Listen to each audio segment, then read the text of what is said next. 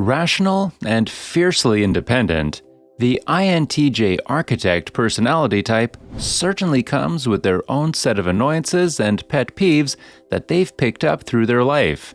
Yet, ironically, due to their reserved nature, the average person wouldn't even have a clue of what those could be. Welcome, or welcome back, psychos! Today, we're going to be talking all about the things that really irk the INTJ personality type. Before we get into it, we'd love it if you liked and subscribed to our channel, as well as to click the notification bell so that you never miss a video. So, let's get right into the video, starting with number 1, lack of logic. With the combination of introverted intuition and extroverted thinking as their most dominant functions, it comes with no surprise that they have a distaste for rather illogical people and scenarios. INTJs look at situations with a logical mind in hopes of finding the reasoning behind things. But for most of the world has been influenced by the notion of accepting and confirming, finding the reasoning behind things seems like a waste of time. But to the INTJ, the people who think this way are a waste of their time. For example, anyone who uses reasoning behind their decisions, such as, because that's the way it's always been done, or because I felt like it was the best choice, are logically devalued in their minds.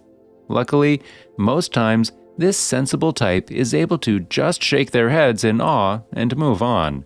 But when this illogical reasoning is influenced on them through higher positions, such as in a career setting, the INTJ will quickly reason themselves into another position. Which brings us to our next point. Number 2, unnecessary rules. Lack of logic is almost always at the base of unnecessary rules. And INTJs just so happen to despise both occurrences.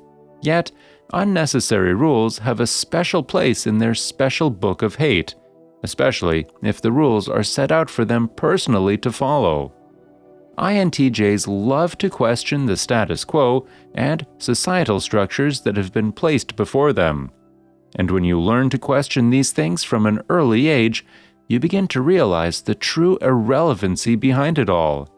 INTJs see everything for what it is and more, but sometimes there isn't anything more to be seen. Sometimes it just is what it is, and that's extremely unsettling for the INTJ, who can automatically see the brokenness of a system. Plus, rules with no meaning or unfair motives end up hindering overall efficiency anyway, and there's nothing more tiresome for the INTJ to witness than ongoing inefficiency, also known as number 3, ineffective systems, behaviors, and motives. Before an INTJ takes any action, makes any decision, or says any word, they almost always have concluded the efficiency and reasoning behind it. They don't do anything half-hearted or just for the sake of doing something, and because of this, they can become seriously irked when people don't take things as seriously. For example, if someone's excuse for lagging behind at work is that they're a slow worker when clearly they goof around every chance they get, an INTJ can end up feeling seriously frustrated. In this instance, time is money, and even if it's not their own time and money being used, it's a matter of efficiency and logic. Why would you show up for a job if you're going to spend the time avoiding it? Number 4, oversharing. INTJs are private. In fact, they're known for being one of the more private of the 8 introverted types of the Myers-Briggs topology. This disinterest in sharing doesn't only have to do with sharing information about themselves, but also the obligation of listening to other people's oversharing. This is especially true when the topic of conversation is surrounding emotions, feelings, and hardships. INTJs don't want to be questioned for the way they act, think, or feel, and they would never intentionally put someone else on the spot to question them about their own doings. This type of rather illogical banter can end up mentally exhausting the INTJ or even send them into a panic if they're the ones expected to share. Number 5. Incessant one-sided conversations. On the topic of oversharing, sometimes it doesn't have to do with the topic of conversation, but the flow in which a conversation is going. While we've all come across a chatty Cathy here and there, if someone isn't able to get the social cues that maybe they're talking a little too much, you can expect any INTJ to mentally check out while being completely annoyed in the process. Conversation and speech have power and should be used with intention with respect to the listener's time and interest. INTJs don't just talk for the sake of talking, so they sometimes can't wrap their heads around the fact that some people are able to talk and talk and talk, without any concern that they may be slightly annoying. The most annoying part is that it would be rude of the INTJ to make any hints or obvious remarks to get the other person to reconsider, or when their efforts to change the topic of conversation gets interrupted by the other person constantly bringing it back to themselves. Number 6. Having decisions made for them. They may not be much of a talker, but INTJs certainly don't want anyone talking for them.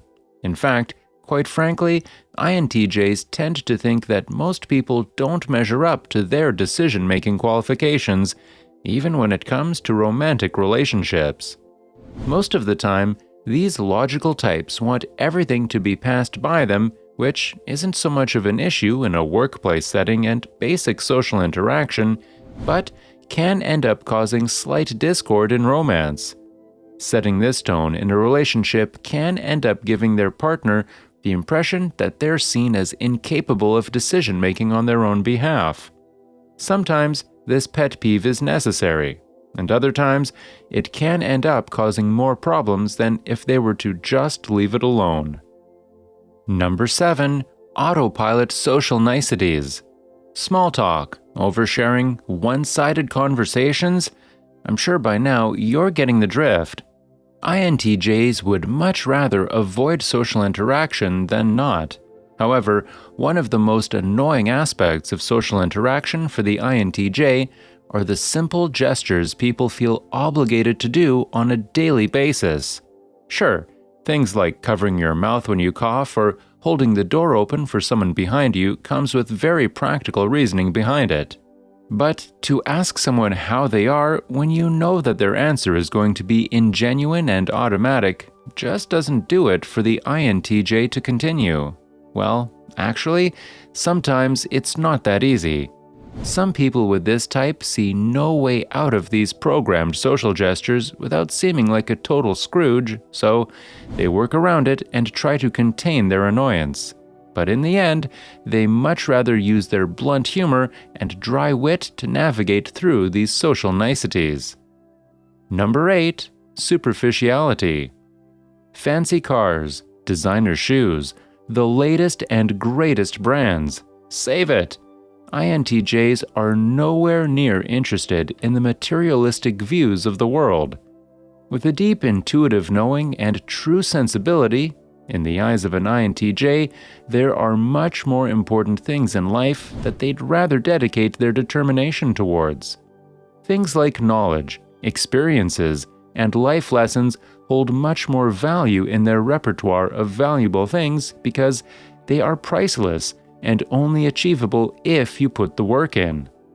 This ultimately leaves very little interest for current trends, fashion statements, and expectations from society.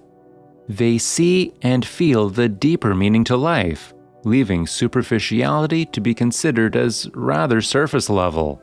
Sure, they may seem a little plain or non-expressive considering they're not the type to care about looks, but in reality, INTJs can end up being some of the most interesting people. Some people are shallow. Alrighty, psychos, that's it for today. So, are you an INTJ personality type? If so, let us know in the comments below which of these pet peeves can you relate to the most. Also, Make sure to leave us a like, share with your friends, and also subscribe to our channel so that you never miss a video.